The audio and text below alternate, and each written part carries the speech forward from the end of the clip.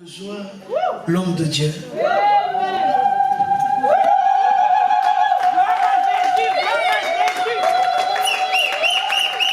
Et ça parle, lève-toi. Donne gloire à Dieu. Gloire, gloire, gloire à l'agneau. Chantons gloire, gloire,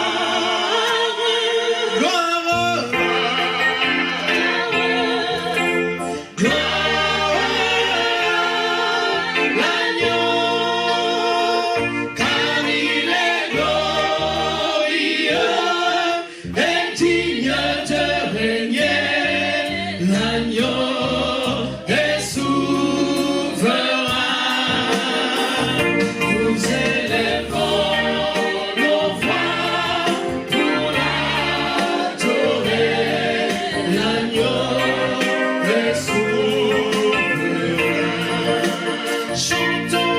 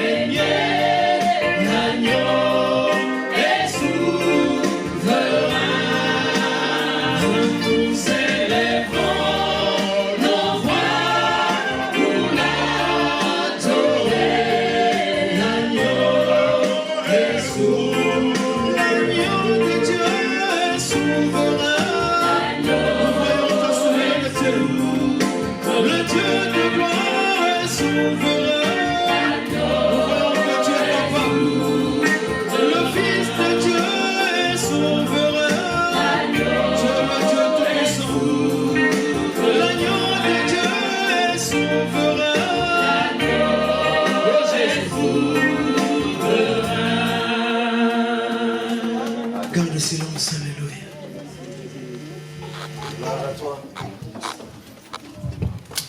Que mon Dieu vous bénisse abondamment. Amen. Je suis vraiment dans la joie de nous retrouver aujourd'hui ensemble par la grâce du Seigneur. Amen. Lui qui est le Dieu des temps et des circonstances. Je ne pouvais pas peut-être être avec vous, mais par l'amour du Seigneur, il a permis que nous puissions être ensemble. J'ai passé des moments difficiles, j'ai failli même mourir, mais par vos prières, l'Église tout entière m'a beaucoup soutenu, même spirituellement, même financièrement. Que mon Seigneur vous soit reconnaissant en toutes circonstances, qu'il vous soit favorable et qu'il vous comble de toutes les bénédictions possibles. Je voudrais également remercier l'homme de Dieu, le révérend Léonard, ensemble avec maman Nadine, qui n'ont pas abandonné, ils m'ont beaucoup soutenu. Voilà pourquoi je leur dis merci. Que mon Seigneur vous soit vraiment reconnaissant aussi. Ensemble avec toute l'Église, vos prières, le Seigneur les a écoutées. Mais pour ce matin, je voudrais expérimenter cela par la puissance de la prière. C'est mon thème que je vais vous prêcher ce matin. Amen. Nous allons tous prier. Seigneur notre Dieu, toi qui es un Dieu de temps et de circonstances, nous te sommes reconnaissants, Seigneur, parce que nous sommes le fruit de ta main. Rien ne peut se faire au hasard devant toi, Seigneur. Mais tout est bien préparé dans ton plan. Toi qui nous as aimés et qui continues à nous aimer, Seigneur. Merci parce que je me trouve ensemble dans ta maison éternelle, ensemble avec mes frères et sœurs. Je les bénis tous et je bénis ta parole, notre Dieu, dans le nom puissant de Jésus, qui est le même hier, aujourd'hui, éternellement. Amen. Amen. Pouvez-vous vous asseoir? Je vous bénis tous dans le nom de Jésus. Maman Nadine, soyez bénis. Vraiment, que mon Seigneur vous soit favorable. Je suis vraiment heureux de vous voir aussi. Quand je vois Maman Jacqueline, il y a beaucoup, ancien Douglas, il y a Frère Tridon, les combattants d'élite. Vraiment, Maman Marie-Lise, elle est là. Vraiment que mon Seigneur vous bénisse abondamment. Mon thème que je vais exploiter ce matin s'intitule « La puissance de la prière ». En d'autres termes, je peux dire l'efficacité de la prière. Vous savez, beaucoup de gens négligent ce domaine très important. Les gens veulent réussir et aller de l'avant. Les gens veulent être bénis, mais jamais expérimenter ce que nous appelons la puissance de la prière. Vous savez, notre Seigneur l'a démontré. Vous savez, il n'a pas enseigné comment prêcher la parole du Seigneur. Amen. Jésus, avec ses disciples, n'a pas montré comment prêcher. Mais ce qu'il a laissé, du moins, il les a enseignés comment prier. Voilà pourquoi nous allons vivre cela, mes frères. Si vous voulez être un homme puissant, une femme puissante, servante de Dieu, serviteur de Dieu, aimez la prière. La prière a une puissance. La prière, dans la prière, il y a un pouvoir que nous ne voyons pas, mais un pouvoir surnaturel. Un pouvoir de changer beaucoup de choses, de changer l'impossibilité à la possibilité. Dieu est tout puissant et il est capable de changer même des choses incapables. Voilà pourquoi dans la puissance de la prière, nous allons démontrer la prière qui change la décision même de Dieu.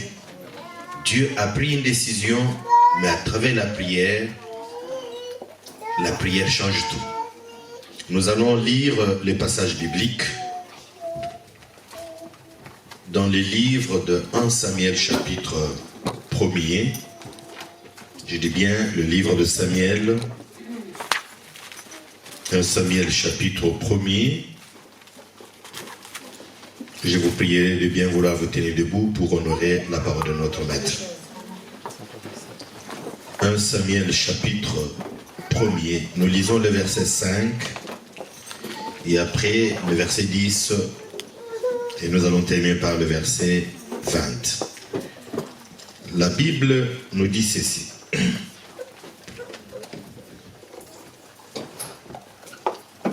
Mais il donnait à Anne une portion double, car il aimait Anne que l'Éternel avait rendue stérile. Je peux reprendre. Mais il donnait à Anne une portion double, car il aimait Anne que l'Éternel avait rendue stérile. Verset 10. Le sacrificateur Élie était assis sur un siège près de l'un des poteaux du temple de l'Éternel. Et l'amertume dans l'âme, elle pria l'Éternel et versa de pleurs. Nous lisons également le verset 20 pour terminer. Je dis bien, l'Éternel se souvient d'elle. Dans le cours de l'année, Anne devint enceinte et elle enfantant un fils qu'elle nomma Samuel, car dit-elle, je l'ai demandé à l'Éternel. Que Dieu bénisse sa parole. Pourriez-vous vous asseoir, bien-aimés dans le Seigneur? Je vous aime beaucoup par l'amour du Seigneur. Je vous ai dit que notre thème de ce matin, c'est la puissance de la prière. Je vous ai dit que la puissance de la prière, c'est un pouvoir. Un pouvoir capable de pouvoir changer des choses que nous voyons impossibles à nos yeux, mais cela est possible devant notre Seigneur. Il y a beaucoup de gens aujourd'hui qui se sont déjà découragés. Pourquoi, à force de prier, ils n'ont pas eu de solution, des fois n'ont pas l'exaucement. Ils ont dit, nous avons gêné. On n'a pas mangé, on n'a pas bu. Pour la prière. On a demandé au Seigneur de pouvoir intervenir dans tout ce qu'on avait demandé et rien n'a été fait. La prière comme peut-être une chanson, et voyez la prière comme, je ne sais pas, l'objet d'imagination, mais je vous dis que la prière, c'est une réalité qui est vivante. Les cas de cette femme que nous appelons Anne. Anne, cette femme stérile, ce n'est pas par la volonté humaine, ce n'est pas parce que le diable l'avait dérangé, attaqué, mais c'était par la volonté de Dieu. Voilà pourquoi nous avons lu le verset 5. On parle de la volonté de Dieu. Donc Dieu l'a rendue stérile. C'est-à-dire la volonté de Dieu. C'est-à-dire dans la vision des choses, Dieu voulait que cette femme soit stérile, un jour permettre au monde pour la gloire de notre Seigneur. Et la femme que nous appelons Anne, c'était la première femme. Son mari, c'était Elkana. Elkana, en voyant que cette femme ne mettait pas au monde, elle est allée encore prendre une deuxième femme que nous appelons Pénina. Et l'union de cette femme, avec cette femme Pénina, ils ont eu des garçons, ils ont eu des filles. Mais imaginez-vous, mes frères et sœurs, vous êtes mariés et que tu n'as pas d'enfant. Tu fais tout, tu vas le médecin, le docteur, mais il déclare que vous êtes stérile, vous ne pouvez pas avoir d'enfant. Quelle amertume dans ton cœur, quelle douleur, quelle souffrance. Qu'est-ce que cette femme n'a pas fait? Elle a dépensé beaucoup d'argent. Elle est allée voir des médecins par-ci par-là, il a pris beaucoup de médicaments. Il a vu des gynécologues, des spécialistes, mais rien ne changeait. Et elle a compris une chose, qu'au lieu d'aller voir le médecin, je voudrais nécessairement voir le Dieu Tout-Puissant par le canal de la prière. Et imaginez-vous avec, je dirais pas co-épouse, Pénina, qui avait des enfants. Et vous savez qu'il sait bien que vous n'avez pas d'enfants. Et elle, au contraire, a des enfants. Quel genre de propos qu'elle peut toujours tenir devant toi, sachant que tu ne peux pas au monde. Quel genre de gestes. Donc vous comprenez qu'en se mettant à la place de Anne, vous allez souffrir de l'amertume, des chaleurs, vous allez souffrir de l'angoisse, vous allez souffrir de déceptions, beaucoup de choses. Et cette femme faisait beaucoup d'aventures, Pénina, chaque fois elle jouait avec ses enfants, au vu ou bien à la vie de cette femme, Anne. Anne était dérangée. Et il arrivait des moments où elle ne pouvait même pas manger. Devant son mari, et ensemble, Pénina mangeait avec les enfants, son mari était là, mais Anne, de moment donné, elle refusait à manger. Pourquoi? Parce que l'amertume dans l'âme. Et Anne a pris une décision d'aller à l'église. Pourquoi aller à l'église? Pour prier. C'est alors quand il est allé à l'église, il a pris la décision de prier, et en priant, il y a un homme de Dieu qu'on appelle Élie, souverain sacrificateur, qui regardait cette femme, mais il n'y avait pas de paroles dans sa bouche, mais sa bouche bougeait. Il a demandé, est-ce qu'elle n'a pas pris de vin, de l'alcool? C'était le matin, et cette femme a dit, mais non, mon serviteur de Dieu, mon père spirituel, je n'ai pas pris de vin, mais c'est l'amertume dans mon âme, et je demande à mon Seigneur qu'il puisse m'assister.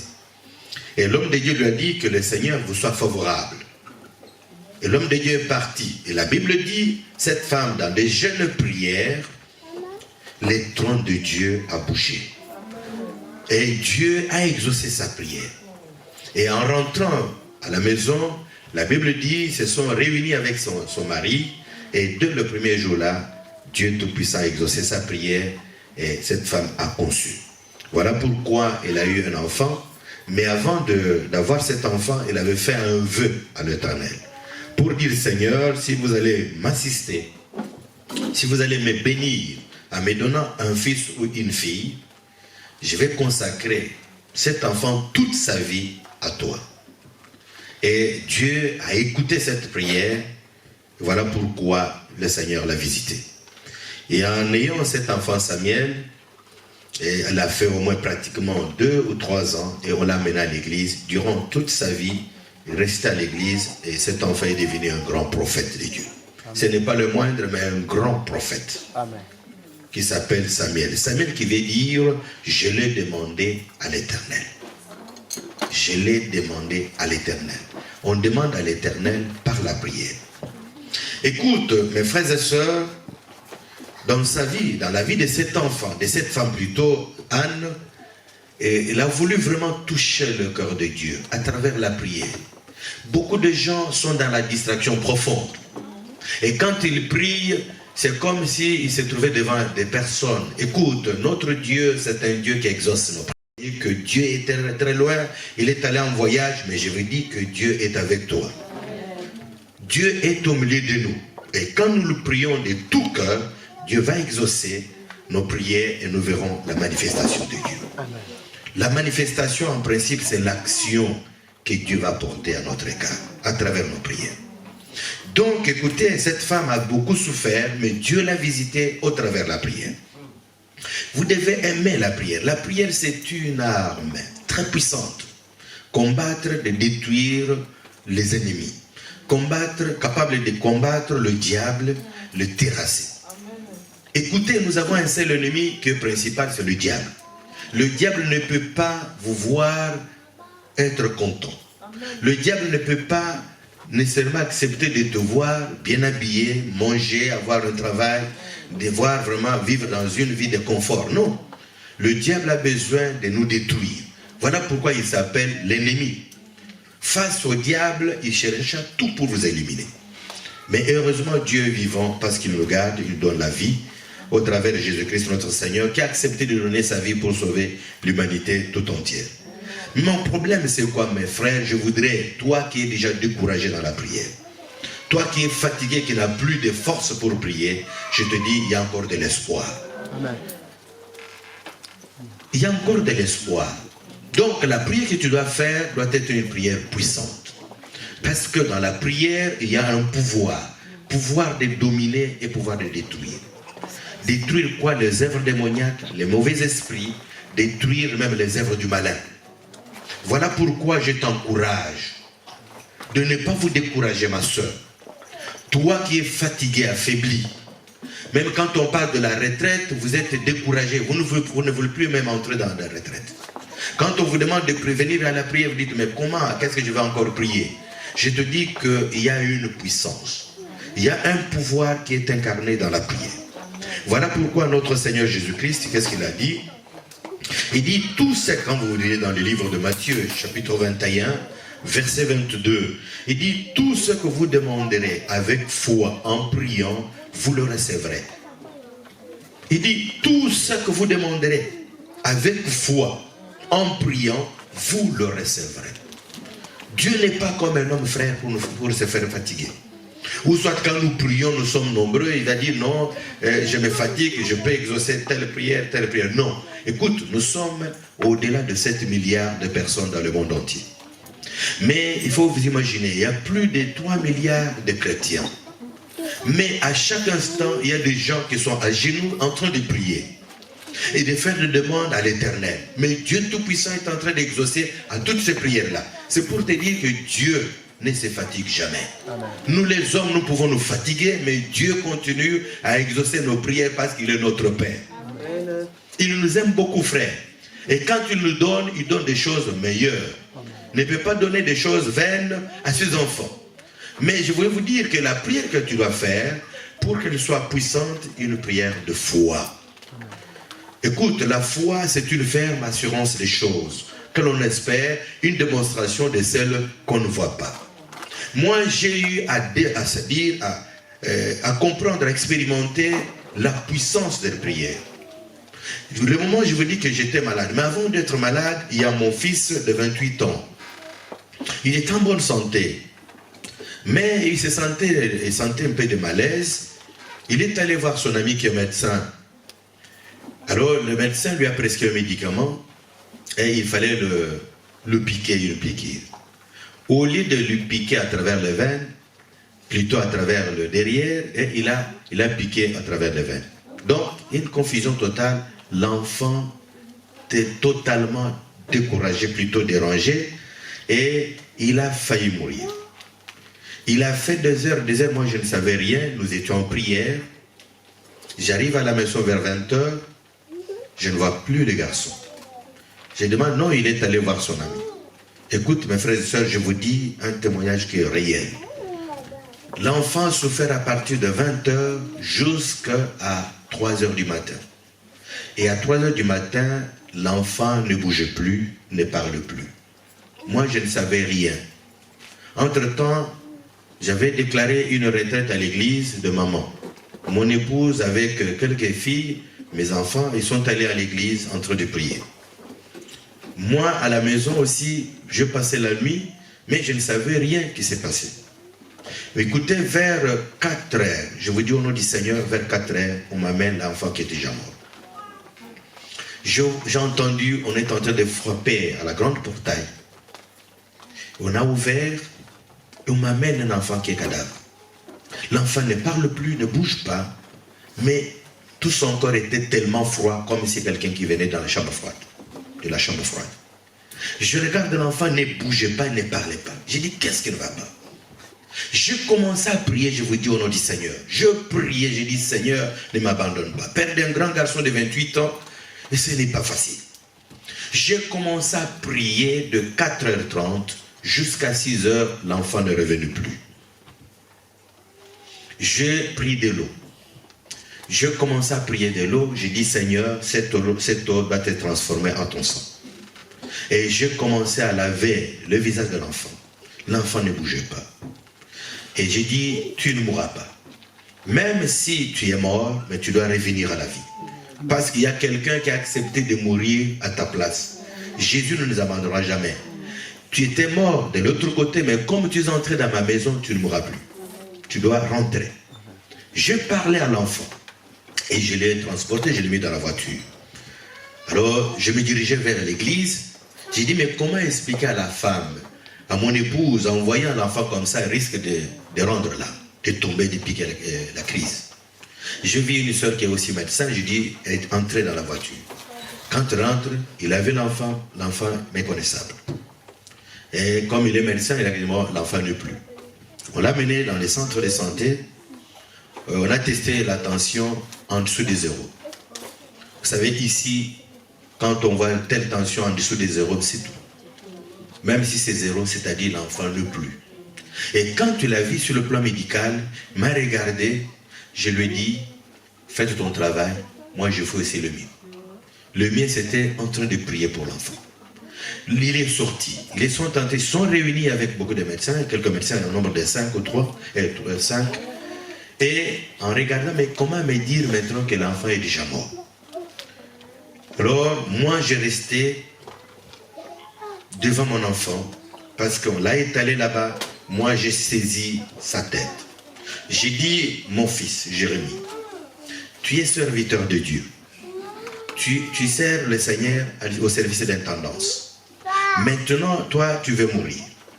Mais qui va te remplacer au service d'intendance? Et des fois, tu assures la sécurité du pasteur. Mais qui fera ce travail parce que tu n'es plus? Mais moi, je te dis, là où tu pars, ce n'est pas ton endroit, tu dois rentrer. Et quand j'ai dit cela, j'ai giflé. J'ai dit, au nom de Jésus, tu dois recevoir la vie. Tu dois recevoir la vie. Je vous dis, mes frères et sœurs, c'est que vrai, l'enfant a ouvert les yeux. Et quand tu l'as ouvert les yeux, je l'appelle, ne réponds pas. J'ai dit, comme tu as ouvert les yeux, la vie est en toi. Jésus est en toi, tu dois parler au nom de Jésus. Je commence à prier, j'ai dit, Seigneur, je voudrais vivre ta présence en ces lieux. Il faudrait que ces gens ici, le médecin, croient que tu es un Dieu qui existe, qui est un Dieu tout-puissant. Et que tu es capable de faire des choses qui dépassent l'entendement humain. Amen, amen, amen. Et quand je commence à prier, mes frères, je vous dis au nom du Seigneur, l'enfant a parlé. Il a dit, papa, j'ai dit, tu ne mourras plus. Au nom de Jésus, la tension qui était en dessous des 0 doit remonter au nom de Jésus. J'ai appelé le médecin, quand il a testé la tension est montée à 2. Mais il dit, vous savez, à 2, c'est une phase de réanimation. J'ai dit, vous devez faire votre travail. Moi-même, en tant que pasteur, son père, je suis là. Je ne me déplace plus. Je vous dis, écoutez, de 4h jusqu'à 18h, j'ai même pissé, je ne suis jamais déplacé, même pas prendre de l'eau, même pas manger quelque chose. en train de prier. Mon épouse m'a rejoint là-bas, ensemble avec les frères et sœurs de l'église. On a commencé à prier jusqu'à 18h et à 18h, la tension est remontée jusqu'à 5. J'ai dit 0 c'est un chiffre, 2 aussi c'est un chiffre, 5 c'est un autre chiffre. Comme vous êtes déjà arrivé à 5, c'est tout, tu ne mourras plus. Et je vous dis au moment où je vous parle, l'enfant est en bonne santé. Amen, amen, amen. Par le miracle du Seigneur. Amen. Donc, vous voyez la puissance de la prière peut transformer des choses. Et quand vous ne doutez pas, vous avez la foi. Dieu est capable de manifester sa puissance au travers de la prière. Ce que Dieu a fait de moi, il peut aussi le faire pour toi. Amen. Je ne sais pas ton problème, ma soeur, mon frère. Le Dieu que je vous prêche, c'est un Dieu qui est vivant. Bien qu'il était mort, la Bible dit, il est vivant au siècle de siècles. Nous avons vu de gens, on nous a parlé de gens qui vivaient, qui se disaient qu'ils étaient de Dieu, mais ils sont morts. Jusqu'à aujourd'hui, ils ne sont pas revenus à la vie. Et si vous allez dans leur tombe aujourd'hui, il n'y a que des ossements. Vous trouverez des cheveux qui ne sont pas encore détruits. C'est pour vous dire que le Dieu Tout-Puissant, Jésus-Christ de Nazareth, quand on a regardé dans le tombeau, on a trouvé quoi? Les linges bien pliés. Qu'est-ce que cela signifie? C'est pour vous dire que de la manière où vous avez trouvé les linges bien pliés, l'homme qui était là en train de dormir là-bas, comme il est parti, il va faire quoi? Il va rentrer. C'est bien compris? Il va rentrer.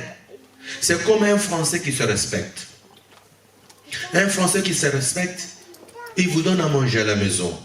Vous mangez très bien. Vous entrez dans la chambre où vous dormez. Vous n'avez pas aménagé la chambre. Vous n'avez pas enlevé les assiettes, même nettoyer, sans jamais nettoyer les assiettes. Même quand tu pars, il croit que quand quelqu'un qui était ici, comme il est parti, il ne va plus rentrer, c'est qu'il sait que je l'ai peut-être mal reçu. Mais s'il voit les assiettes, vous, après avoir mangé, vous prenez les assiettes, vous nettoyez, vous rangez bien. Même le lit, vous rangez. Il sait que cet homme qui est parti, il va encore rentrer. C'est pour dire que Jésus, notre Seigneur, qui est parti, il va faire quoi? Il va rentrer. Parce que dans son tombeau, on a trouvé quoi? Les linges bien pliés. Si vous croyez en ce Jésus, qui est revenu à la vie, il est capable de faire des choses impossibles dans votre vie, qui dépassent l'entendement humain. Écoute, cette femme qu'on appelle Anne, stérile, déclarée stérile. Dieu a déclaré cette femme stérile. Mais ce qui a changé quoi? La décision de Dieu, c'est la prière. Quelle prière? La prière fervente, la prière efficace. Je vais vous dire, la prière puissante est capable de changer la décision de votre Dieu. C'est le cas même par exemple d'Ézéchias.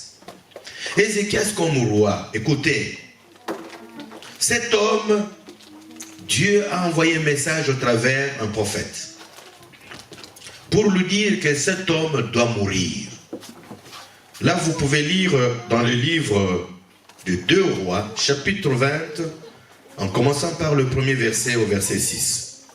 Ézéchias devient malade, était condamné à mourir. Ah, ça c'est vraiment formidable. Dieu dit à ce prophète, va, il faut lui dire qu'il va mourir. Il va mourir de cette maladie. Il ne vivra plus. Écoute, ça c'est la décision de Dieu. Et le prophète est allé voir cet homme et dit, écoute la parole de Dieu. Dieu dit, tu vas mourir et tu ne vas plus revivre. La Bible me dit, cet homme, en apprenant cela, il a commencé à prier. Et en priant, il y a des larmes qui coulaient de ses yeux. Il a commencé à pleurer à lui. Qu'est-ce qu'il a dit? Il dit, Seigneur, souviens-toi de moi. Seigneur, souviens-toi de moi. Pourquoi je dois mourir? Pourquoi il a parlé de souvenir?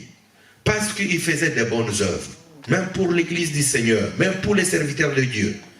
Il y a eu un moment où les serviteurs de Dieu étaient en grève, ils ne voulaient plus travailler.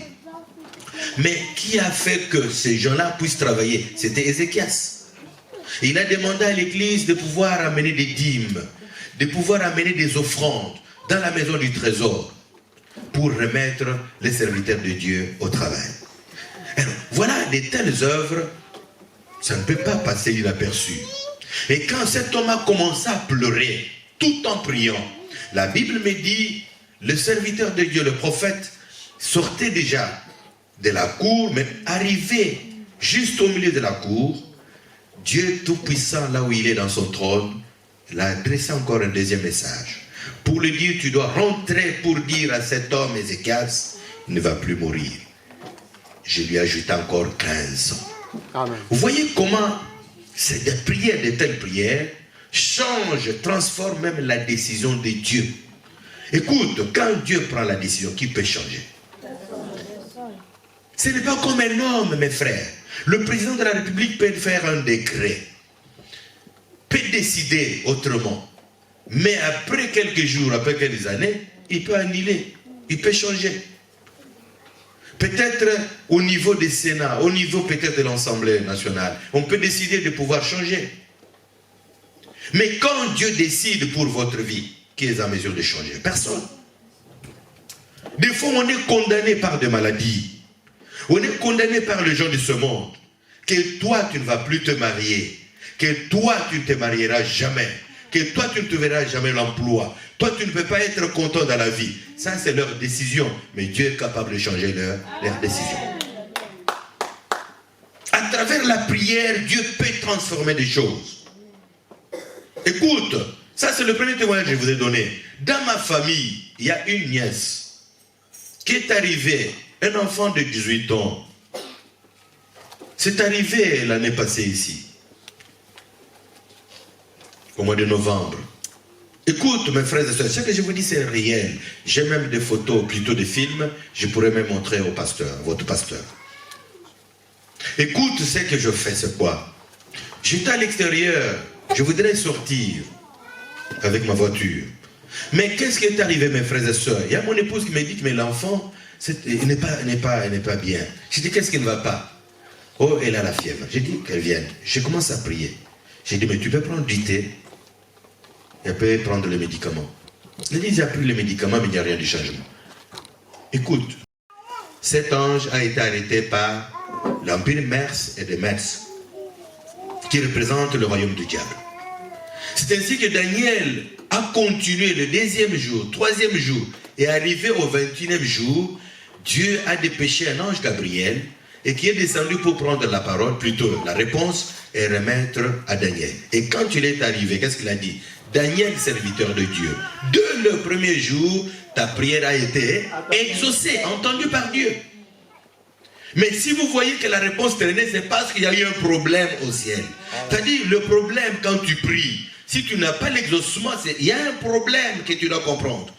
La prière que tu as faite, est-ce que tu veux une prière puissante, une prière efficace, ou soit une prière avec sommeil? Hey. Beaucoup de gens prient. Des fois en priant, on oublie même des mots à parler. On oublie même des choses à dire au Seigneur. Et des fois, ne croyez pas qu'en multipliant beaucoup de paroles, on va se faire exaucer. Non. Dieu a besoin. Au travers du message que nous venons d'entendre aujourd'hui, que tu puisses réanimer notre foi.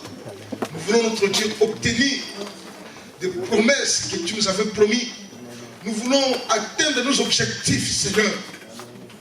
Oh Dieu vivant, toi qui écoutes les prières, ma prière, notre Dieu, que tu puisses bénir ton peuple, ceux qui t'ont adressé des prières, et qu'aujourd'hui ils ne voient pas la réponse. Seigneur, nous croyons notre Dieu, c'est nous que tu as dit que tout ce que vous demandez la prière, croyez que vous l'avez reçu et vous le verrez s'accomplir, et que cela s'accomplit dans la vie de mon frère, ma soeur, au nom de Jésus-Christ de Nazareth.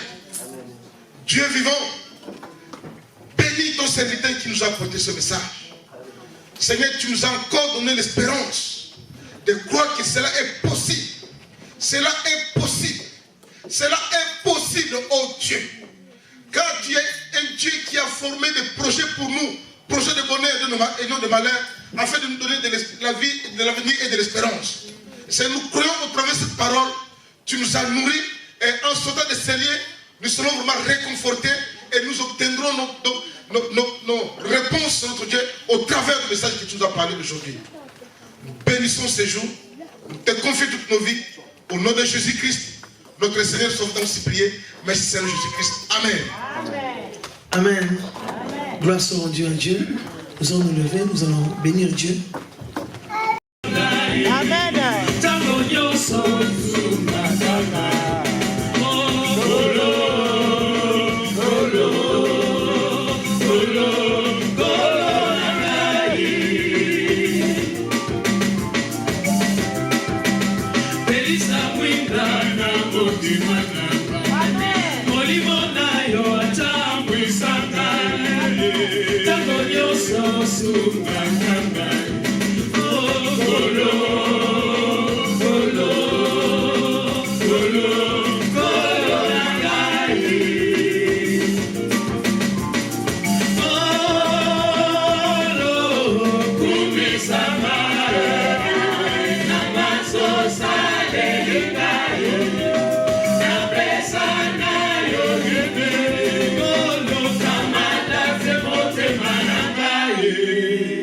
Alléluia.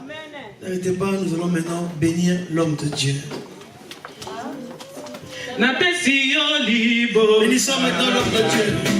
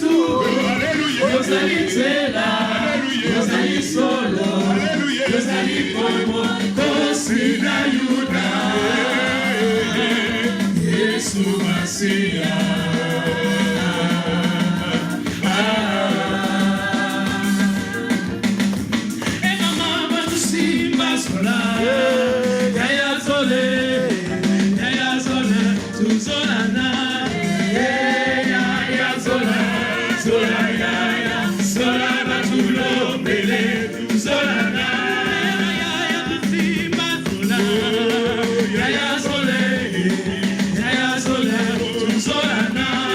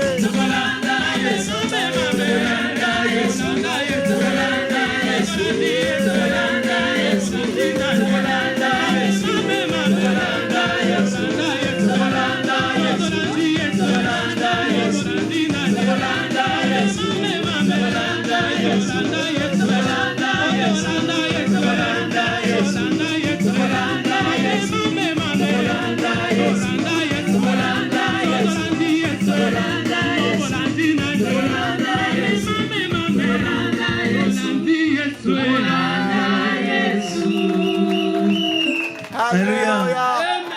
Bénissons Alléluia. notre Dieu pour sa fidélité. Alléluia. Oui, nous avons eu une semaine très très dure. Mais Dieu veut qu'on finisse la semaine bien. Et il faut qu'on la finisse bien. Amen. Amen. Oui, comme l'Église